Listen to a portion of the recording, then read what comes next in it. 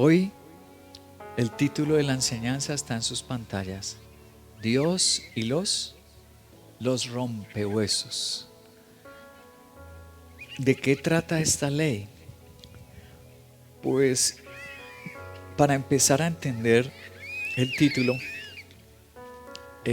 para empezar a comprender la enseñanza, es que en nuestra cultura, mi abuela solía decir: se hace el que no rompe ni un. Ustedes también lo habían oído. Se hace el que no rompe ni un plato. Pues en este caso la Biblia no nos habló de platos, sino de huesos. Éxodo capítulo 12. Éxodo 12:1 dice: en Egipto el Señor habló con Moisés y con Aarón y les dijo: este mes será para ustedes el más importante, pues será el primer mes del año.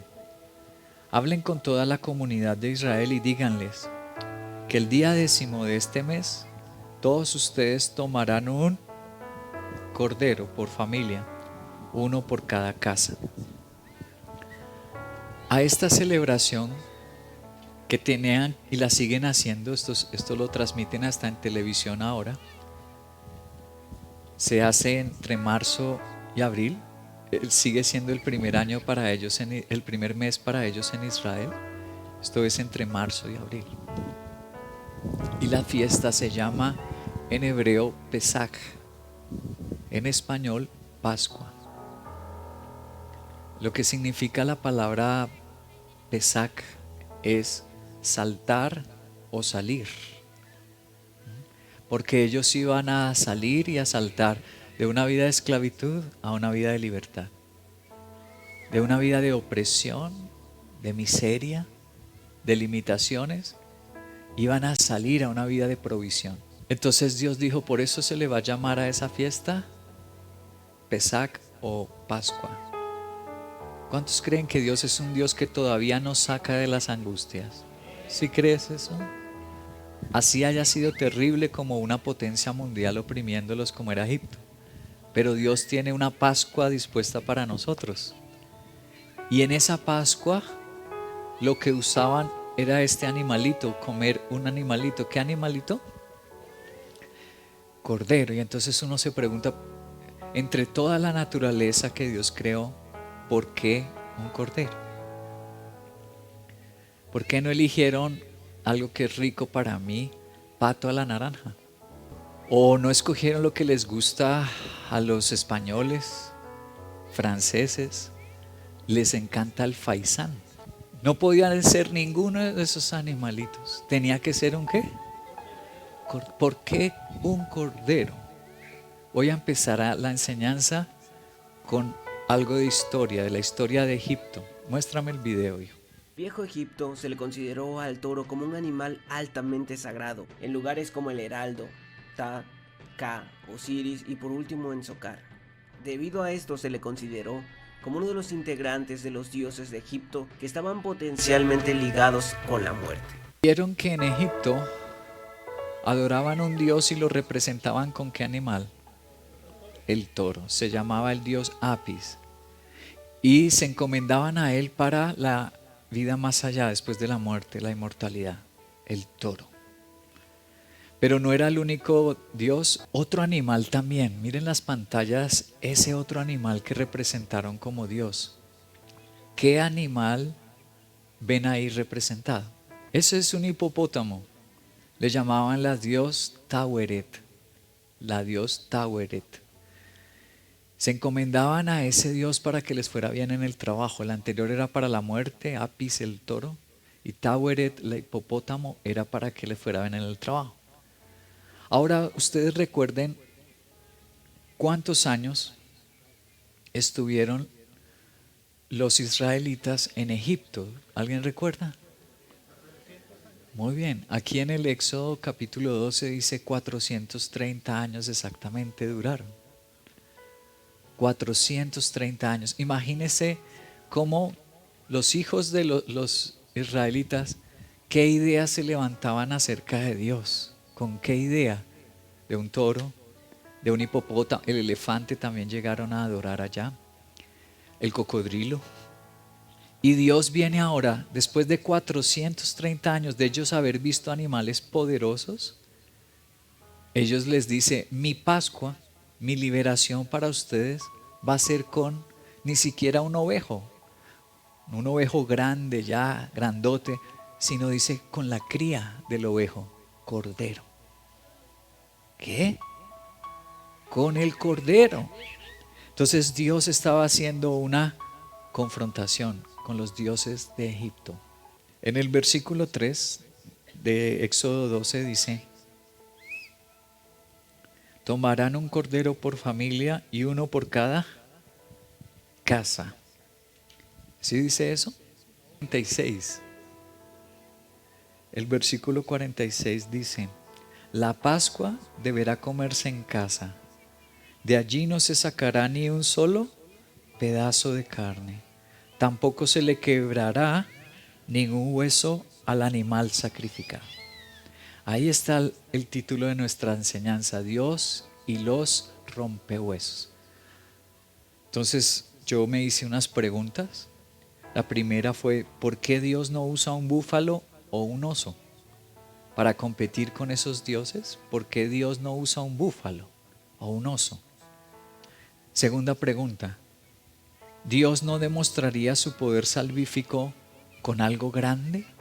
¿Por qué Dios no elige un cachalote, una ballena azul, un animal así de descomunal, tiburón blanco? ¿Por qué? La tercera pregunta, ¿por qué Dios no permite quebrarle los huesos si era fácil? Si no era un animal ya adulto, maduro, duro, de huesos duros, sino era un animal tierno, que fácilmente se le pueda quebrar, ¿por qué lo impide?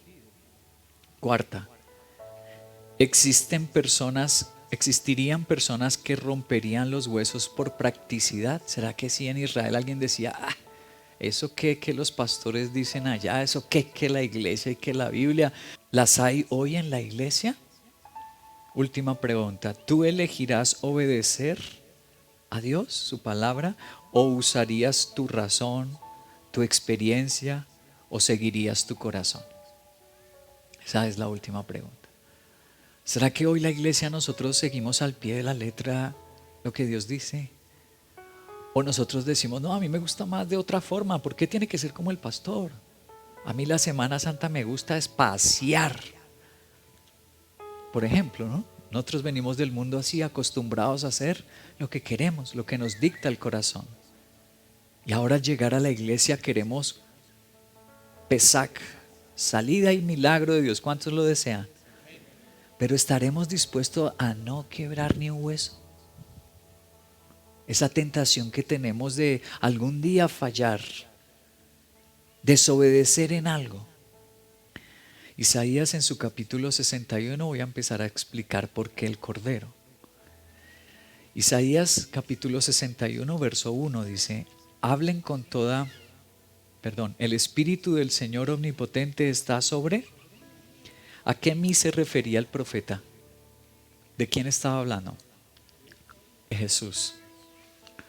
Porque esa profecía se cumplió en Cristo. Descendió en forma como de paloma el Espíritu Santo cuando fue bautizado en el Jordán.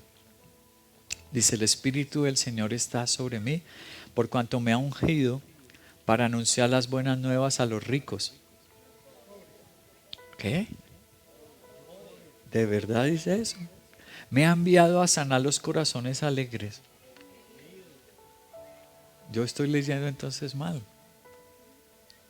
Y a proclamarle la liberación a los que están de fiesta, a los cautivos, y libertad a los 4 grupos poblacionales que son especialmente ¿qué? Débiles, como el cordero. Y el Señor dice, mis buenas nuevas, mi liberación, mis milagros de salir de la esclavitud, del éxodo, son para gente pobre. ¿Recuerdas a Cristo en el Sermón del Monte que dijo, dichosos o bienaventurados los pobres? Los pobres en espíritu, no los que se sienten así, poderosos. No, esa gente no va a ver Pesach. ¿Para quién es el Pesach? Para el que dice, yo soy pobre, no puedo fallar allá. En el Nuevo Testamento dice también, Mateo capítulo 11, verso 5, los ciegos ven, los cojos andan, los que tienen lepra son sanados, los sordos oyen, los muertos resucitan, y a los ricos, millonarios, no, dice a los pobres, se les anuncia Pesach, el milagro de su salida, el milagro de su restauración, el milagro de su libertad, pero otra vez está relacionando ese mensaje con gente pobre, con gente en debilidad. ¿Para quién y qué propósito tuvo esta ley al escribirla Dios? El primer propósito fue para los débiles, para que los débiles crean en un nuevo comienzo. Dios dejó esta ley para que los débiles, las personas que están pasándola mal, sepan que Dios les va a dar un nuevo comienzo. Para los débiles, el que la está pasando mal, Dios dijo esta ley. Cada año celebran la Pascua con un corderito para que recuerden que yo doy libertad, yo sí cambio vidas, yo hago un nuevo comienzo siempre. El versículo 1 y 2 de Éxodo 12 dice, en Egipto el Señor habló con Moisés y Aarón y le dijo, este mes será para ustedes el más importante y va a ser el primer mes. ¿Cuándo era la salida de Dios? El primer mes. ¿Cómo le llamaban a ese mes? Me pareció maravilloso cómo le llamaban. Le llamaban el mes de la mazorca verde, porque a mí me gusta la mazorca. Más a esta hora ya al mediodía me gusta más. Se le llamaba a ese mes el mes de la mazorca verde. El nombre en hebreo es Abib. ¿Ustedes saben el nombre de algún mes en hebreo judío? Nisan, Tisri. Este se llamaba Abib, que traduce exactamente mazorca verde o espiga verde, porque las plantas, los cultivos estaban apenas en espiga, estaban verdes aún. Y nuestro Dios dice que su Pesach significa que se acaba un año feo, pero empieza 430 años de esclavitud, pero empieza un año nuevo de libertad. Era para que sus hijos recordaran cada vez que llega para nuestro caso 31 de diciembre. ¿Por qué vamos a Penieles? ¿Por qué vamos a ayunar? Porque recordamos que Dios este año puede hacer cosas nuevas. Y siempre lo que hace Dios es mejor que antes. ¿Recuerdas el vino? El vino cuando se les acabó en una boda, allá en Caná de Galilea. Y cuando trajeron lo que el Señor hizo después de habérseles acabado todo, ¿era peor? Quedaron asombrados, dijeron, uy, esto es el mejor que se ha probado. Porque cuando Dios hace algo nuevo, siempre es mejor. Ahora el versículo 41, Éxodo 12, 41 dice, precisamente el día en que se cumplían ¿cuántos? 430 años, todos los escuadrones del Señor salieron de Egipto. Ese día justo, ¿fue casualmente, accidentalmente? ¿Qué término usa Dios? No lo hizo por accidente de sacarlos en agosto. No lo hizo por accidente de sacarlos el día de la madre en mayo. No. Es el día que se acabe el año para que todos recuerden que yo soy un Dios que siempre hago cosas nuevas. Tengo un nuevo comienzo. Para que los débiles supieran. Versículo 42. Aquella noche el Señor la pasó en vela para sacar de Egipto a los israelitas. Por eso también las generaciones futuras de los israelitas deben pasar esa noche en vela, en honor del Señor. No solo el mes, no solo el año era el final para el inicio de uno nuevo, sino ahora dice que el día también. Se acababa una noche y empezaba el día. ¡Wow! 3 ejemplos, año, mes y día, que se acababa la noche, se acababa lo malo y ahora empezaba lo bueno. Y la luz del Señor a brillar. ¡Qué lindo! Dios, la primera razón para esta ley fue para enseñarnos que hay un nuevo comienzo en Dios. Pero pastor, tú me estás leyendo el Antiguo Testamento. Bueno, te lo voy a mostrar en el Nuevo Testamento. Primera de Corintios capítulo 1, versículo 27 y 29. Dice así: pero Dios escogió lo insensato del mundo para avergonzar a los sabios, y escogió otra vez los débiles para avergonzar a los poderosos, y también escogió lo más bajo y lo despreciado y lo que no es nada para anular lo que es, a fin de que en su presencia nadie pueda jactarse. ¿Por qué Dios dice esto? Porque un ser que Él creó poderoso millones de años antes de que existiera la tierra. Él había creado un ser poderoso que era el líder de alabanza. ¿Cómo se llamaba él? Luzbel. Ahora lo conocemos como Satanás. Y por causa de tener todo ese esplendor y todos esos dones, se rebeló. Primero se enalteció y después se rebeló. Entonces Dios dice: yo no voy a volver a hacer esto. Voy a ser polvo. Ya no voy a escoger, como se dice de Satanás, rubíes, topacios, cornalina. Ya no voy a escoger los poderosos y esplendorosos, voy a coger polvo. ¿Y quiénes serán mis siervos? Ya no serán los que tienen los superdones. Ya no me voy a manifestar a esa gente, a los superteólogos. Me voy a manifestar al débil. Esta ley fue hecha para los débiles, que sepan que con Dios pueden comenzar de nuevo. La segunda razón por la que se hizo esta ley, para que los débiles respondieran con prontitud a Dios. Para que los débiles respondan ¿con qué velocidad? Rápido. Entonces Dios hizo esta ley para que la gente rápido no se equivocara y cogiera para allí, para el hipopótamo, para el elefante, para Egipto, sino que corriera a Dios. Te lo voy a mostrar con un teólogo, Adam Clare. Yo ya he hablado de Adam Clare, irlandés del siglo XVIII. En esta ley dijo: es muy probable que no se podía quebrar ninguno de sus huesos, ni separar ninguna de sus partes para comer ¿cómo? Apresuradamente. Eso dice Adam Clare, que es para comerlo rapidito. Vamos a la Biblia a ver si es verdad. Versículo 11, Éxodo 12:11. Dice: comerán el cordero como ustedes quieran. No están leyendo. Comerán el cordero como cada uno le guste. No. Si tú llegas a la iglesia y quieres que Él haga milagros, debes someterte al modo de Dios. No es: ay, no, a mí que no me llamen a discipulados. Ay, a mí que no me digan que me van a poner con niños. Eso a mí no me gusta. ¿Cómo? O sea, ¿tú quieres comer como quieras? No es así. Hay un modo de Dios. Dios quiso someter su rebeldía y enseñarlos a la obediencia hasta en esto.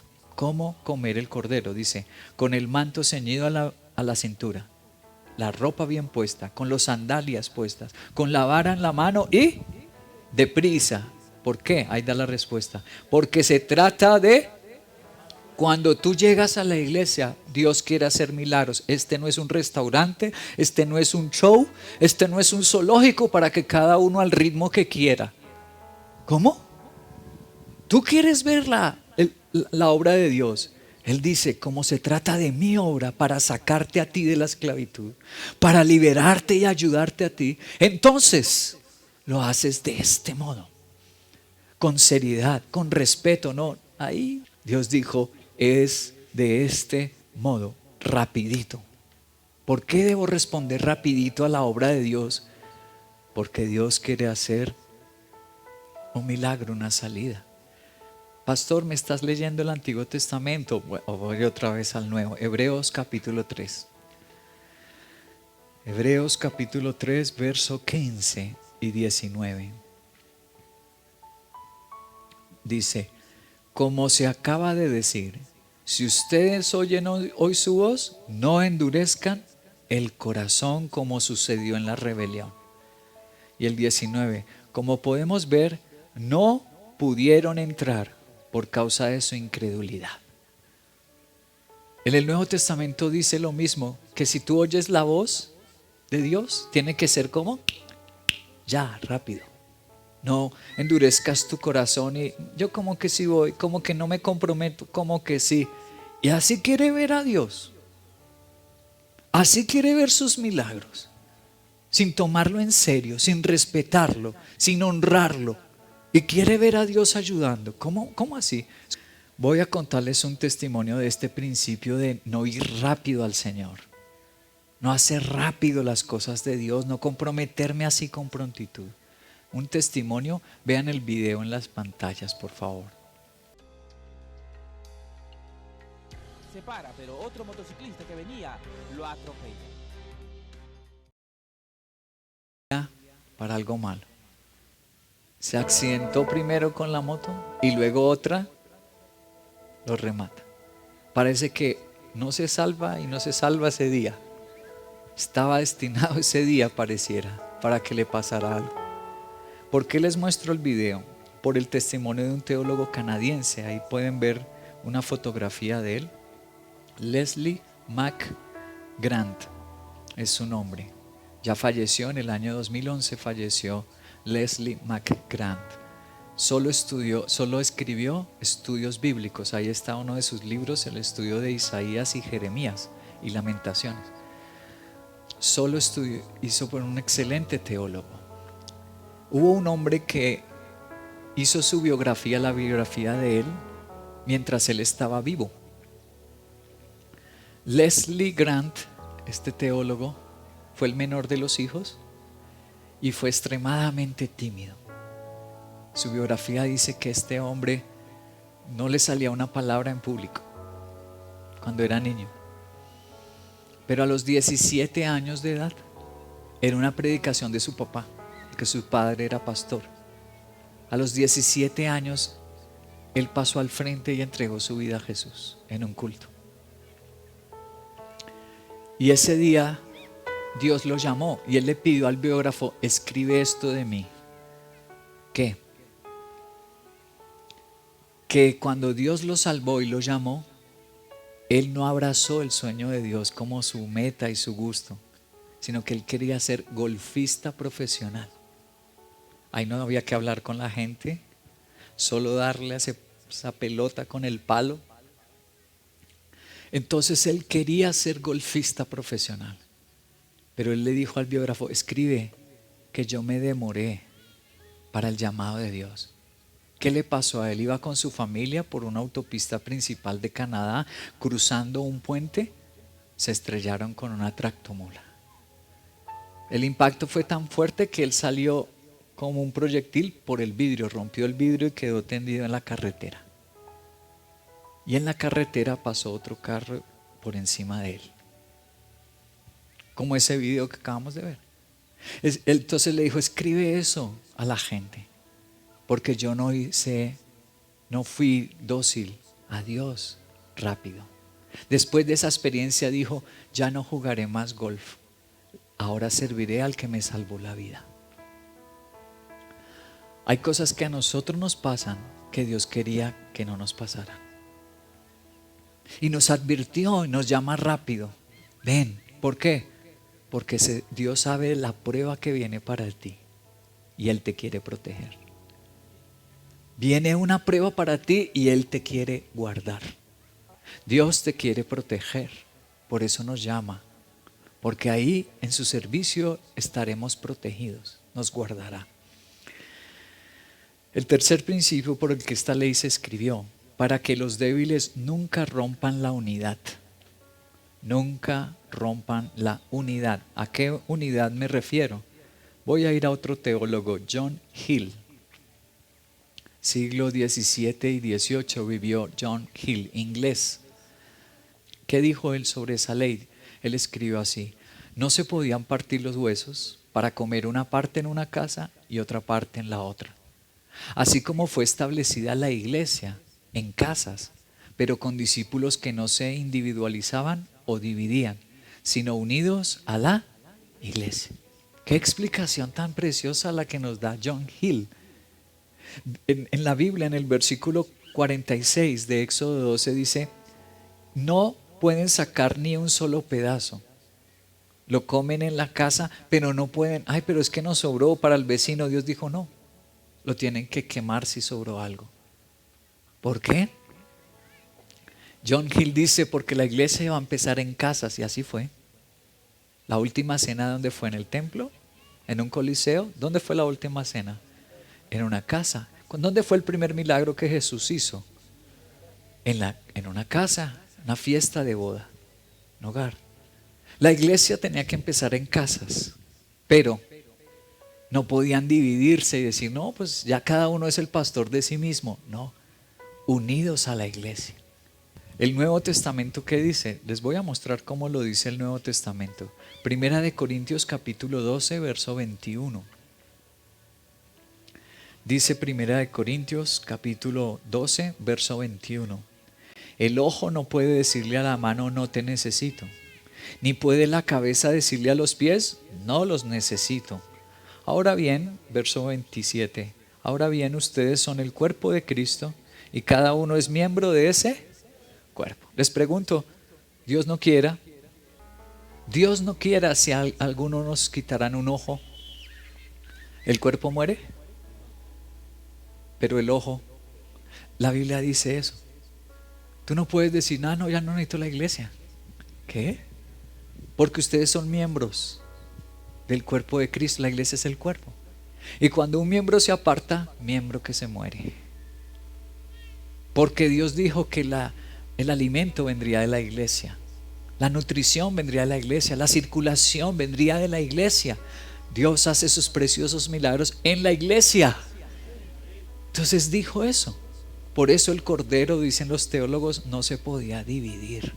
No, tú rompes algún hueso, el hueso de la unidad, el hueso de aprisa para Dios. ¿Has roto algún hueso de cosas que nuestro Señor ha dicho que obedezcamos? El último principio para el que esta ley se hizo para que los débiles hagan un compromiso de por vida con Cristo. ¿Un compromiso para cuánto tiempo? De por vida. ¿Dónde dice eso? Lo voy a explicar. Un teólogo, ahora este es famosísimo, este teólogo Juan Calvino, francés del siglo XVI, dijo así: a los soldados romanos se les ordenó acelerar la muerte de todos en la cruz. Es seguro que fueron restringidos por un poder divino para que se cumpliera el presagio de Cristo como Cordero Pascual y único Redentor de la humanidad. Juan Calvino dice que por esa razón no le rompieron los pies al Señor. Si tú recuerdas, ¿para qué se les rompían las piernas? Eso es cruel. Sí. Aunque ellos estaban crucificados de pie, pero hacían fuerza con el hueso para poder respirar. Porque en esta posición el diafragma se comprime y es difícil respirar. Entonces, aún que estaban crucificados, hacían fuerza con el hueso para subir y poder respirar. Cuando les rompían las piernas, caía el tórax y morían finalmente asfixiados. Le rompieron las piernas a los dos criminales. Imagínate ese grito, cómo debió ser, ¿no? Que un hierro te coja así, ¡ta! Eso debió ser horripilante. Esos gritos cuando a esos hombres les partieron las piernas. Pero cuando llegaron a Cristo, esos soldados, ¿qué les importaba? Para ellos era un judío más. Por eso dice Juan Calvino, intervino Dios con su poder. Porque dijeron, no, a él no, ya está muerto. Y otros dijeron, no, asegúrese, pero no se los partieron. ¿Qué hicieron? Con una lanza lo atravesaron en el costado. salió sangre y agua. ¿Qué significa según los médicos? No sé si has leído ese libro del doctor Telmo Salas, donde explica con detalle un médico acerca de la crucifixión. Al salir agua mezclada con sangre significa que estalló el corazón. Qué crueldad, ¿no? Qué sufrimiento de nuestro Salvador. Entonces, ¿será verdad lo que dice Calvino, que tenía que cumplirse, que Jesús es el Cordero? Dice Juan capítulo 19, verso 33. Cuando se acercaron a Jesús y vieron que ya estaba muerto, no le quebraron las piernas. Y estas cosas sucedieron para que se cumpliera la escritura: no le quebrarán ningún hueso. Sí tenía razón Calvino. Juan el Bautista también dijo en el Jordán, cuando Cristo llegó al Jordán, ¿qué dijo Juan el Bautista? He aquí el Cordero de Dios que quita el pecado del mundo. Efectivamente, ese animalito representaba a Cristo, a nuestro Señor. Y yo dije que el último principio era hacer un compromiso de por vida. ¿Cómo explico eso? Eso lo explicamos con estos versículos. Termino el 44 y el 45 de Éxodo 12. Dice así: podrían participar de la Pascua los esclavos, el grupo más débil, más bajo de la sociedad. Dice, sí pueden, pero con esta condición. Dice, siempre y cuando los haya circuncidado. ¿Qué era la circuncisión? Derramamiento de sangre. Dice, si eres débil, si eres un esclavo, si estás mal, yo te voy a hacer tu Pesach, tu salida, tu milagro. Pero desde que estés en un pacto conmigo de sangre, la sangre del Señor. ¿Y quiénes no? Dice, ninguno de los residentes temporales. Escúchalo bien. ¿A quién Dios no le permitía la Pascua? A los que vienen a la iglesia de turismo de vez en cuando. No, esto es por una temporada. Olvídate de milagros. Dios dijo, no puede entrar el que está de visita en mi iglesia. El que solo ahí mientras me pasa el problema. A ese no puede. ¿Cuál más no puede? Dice, ni tampoco el trabajador a sueldo podrá participar de ella. ¿Qué? El asalariado tampoco. El que viene buscando solo, ay, que me salga la beca, la casa, la platica. Dios dijo, a ese tampoco. Ni al que está ocasionalmente, ni al que está por sueldo. A ese no. Entonces, ¿a quiénes? Al que así seas un esclavo, así estés re mal, caíste, perdiste tu familia, fornicaste, adulteraste, volviste al vicio, estás mal. Pero si haces un pacto con el Señor en su sangre, porque eso es la cena del Señor, un pacto nuevo, dijo Jesús. Esta es mi sangre, un pacto nuevo que hago. Si tú entras en un pacto con el Señor, entonces Él sí hará la Pascua en ti. Él sí hará liberación en ti. Entonces Él sí cambiará tu vida de un antes a un después, de las tinieblas a luz y de angustias a alegrías. Este es el último y tal vez más importante principio: hacer un pacto con el Señor. Y yo pensé y dije, voy a traerles un testimonio actual de alguien que vivió esa ley de hacer un pacto con Cristo, porque pues ya no estamos en la ley antigua. Alguien bien débil. Quiero contarle, Señor Espíritu Santo, y Dios me acordó de un hombre que leí hace unos días atrás. Él se llama Blessing Offor. No sé si lo han oído. ¿No? Blessing Offor está haciendo un furor. Pero bueno, antes no me voy a adelantar allá. Voy primero a sus orígenes. Muéstrame el video, hijo.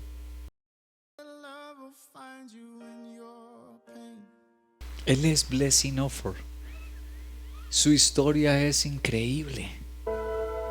Escúchame.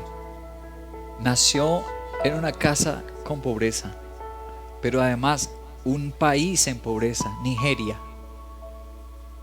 nació con un problema ocular, un defecto en su retina. Allá en Nigeria, la medicina no está tan avanzada, no está tan al alcance de todos, no se lo cuidaron bien, no le dieron el tratamiento y perdió el ojo. Entonces su padre era musulmán y se convirtió a Cristo. Uno de los tíos de él, uno de los hermanos del papá, dijo: me voy a Estados Unidos a buscar trabajo. Y ellos dijeron: por favor, llévese a mi hijo, llévese a Ofor, porque allá deben haber hospitales más avanzados, más tecnología. Tal vez recupere a mi hijo la vista, llévelo. Y se fue con su tío para los Estados Unidos a la edad de 6 años. Luego, a la edad de 10 años, sus padres emigraron para estar con su hijo. Lo llevaron a una iglesia. Él empezó a aprender a tocar el piano, pero a la edad de 10 años, por un accidente, alguien disparó un chorro muy fuerte de agua y le dio en el otro ojo y quedó completamente ciego. 10 años de edad y quedó ciego. Yo quiero preguntarles, ¿tendría razón cuando creció y se hizo un joven? Porque cuando es niño pues no podía decidir, iba donde sus papás lo llevaban. Pero cuando ya llegó a su juventud, ¿tendría razones para romper algún hueso y no congregarse? Claro. ¿Tenía razones para romper algún hueso y no ser compromiso con Dios? Claro. Él hubiera podido decir: ¿por qué? Si Dios me ama, quedé así. ¿Por qué si mi papá era musulmán, se hizo cristiano? Porque no me protegió, me dieron en el otro ojo. En Estados Unidos, y cuando Dios tiene un propósito, así no vayamos a la China, allá nos va a alcanzar el propósito. Entonces, a pesar de que tenía todas esas razones, Blessing Ofor eligió tocar en la iglesia para Dios. Entró a la Universidad de Belmont y se graduó como músico profesional. Y dijo: mi vida entera se la dedico al Señor. La más reciente entrevista que él está haciendo un furor, escuchado en las emisoras y canales de televisión mundanos, seculares. Está nominado a cualquier cantidad de premios su música, y su música es del Señor, es 100% cristiana, pero lo escuchan más los seculares por la historia que tiene él. Aquí está la última entrevista, la más reciente que dio. El músico ciego Blessing Ofor dice que está viviendo pesadilla. No, qué loco, ¿no? Sin sus 2 ojos, ciego, pero dice: esto es un sueño. Se despierta agradecido por cada día. Mira lo que dijo en la entrevista: a medida que crecía, empecé a darme cuenta de que todo el mundo está lidiando con algo paralizante. Escucha, solo el Espíritu de Dios lo pudo hacer pensar así a este hombre. Que él está luchando con la ceguera, pero todo el mundo lucha con algo. Todos estamos quedando ciegos de algo. Él en sus ojos, pero otras personas en el orgullo, en la ira. Y si de hecho me siento mal por las personas que aún no han descubierto con qué están luchando, porque entonces nadie les dará un descanso, y eso es muy triste. Mira lo que nos está, ni que él supiera que yo iba a predicar este tema. Él dice: si la persona pone una fachada en las redes sociales, pone una fachada en el trabajo y con la familia, y se muestra como muy fuerte y a mí no me pasa nada, ¿quién lo va a ayudar? Nadie. Él dice: la ayuda viene cuando tú reconoces que eres débil. Ojalá pronto descubras tu debilidad, porque cuando descubras que eres débil, Dios te va a ayudar. Dios ayuda al pobre. Finalmente dice: cuando se le pregunta cómo conciliar su ceguera con su fe, él responde con una serie de preguntas. Primera: ¿es Dios solo bueno cuando las cosas son increíbles? ¿Ustedes qué dicen? Yo leí hace tiempo un libro, hace años, un libro, y yo dije, era soltero yo, y dije, cuando me case, yo no voy a repetir esa historia. ¿Cuál historia? Cuando al papá le iba bien en el trabajo, lo felicitaban, había aumento, él llegaba a la casa con pollo. Y toda la familia de fiesta y los hijos coman lo que quieran, pero que le robaran una llanta del carro, se estrellara, en el trabajo le fuera mal. Llegaba a la casa. Entonces sus hijos, esa descripción la hizo el autor, que él creció en un ambiente de confusión.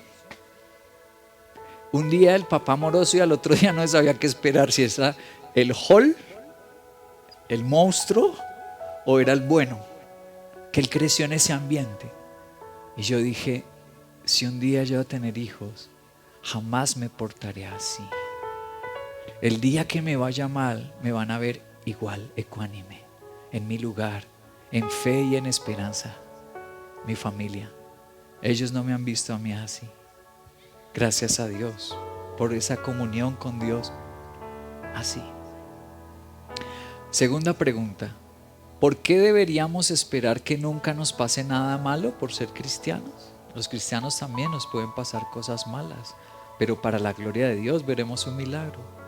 ¿Soy el único que se ocupa de las cosas malas? Pregunta.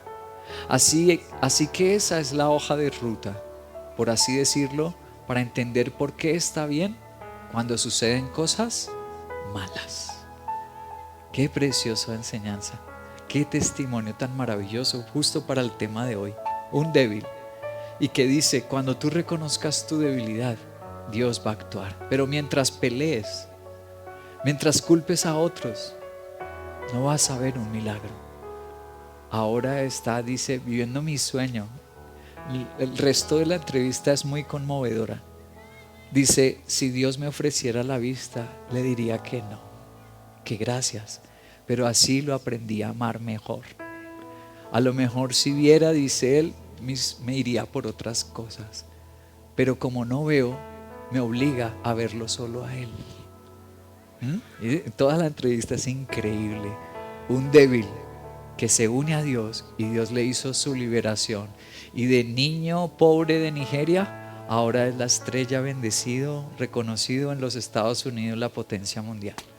Solo Dios hace eso. Gracias, solo tú, Señor. Importar lo difícil, lo adverso, lo grande, aún lo doloroso.